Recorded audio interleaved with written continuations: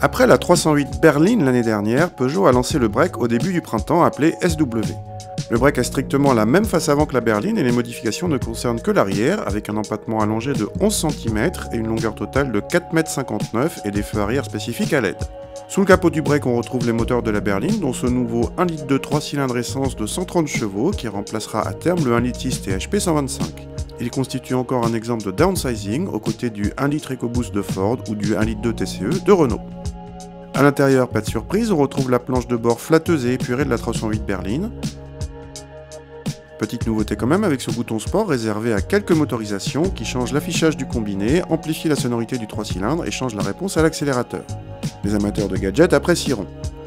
À l'arrière, les passagers ont plus de place que dans la berline grâce à l'allongement de l'empattement, mais c'est surtout le coffre qui retient l'attention avec plus de 600 décimètres cubes de volume utile, qui plus est avec des formes très faciles et un seuil de chargement bas.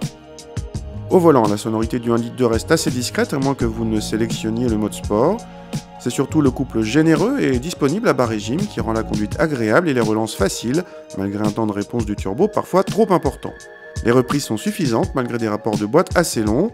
Côté châssis, malgré l'empattement plus long et un surplus de poids, on retrouve ici les excellentes prestations de la berline avec un compromis confort tenue de route de haute volée et même une sensation d'agilité bien agréable pour le conducteur. L'intérêt premier du downsizing est de limiter les consommations. Ce break 308 se contente officiellement de 4,7 litres en moyenne, soit 109 grammes par kilomètre de CO2, et l'un des meilleurs scores de la catégorie.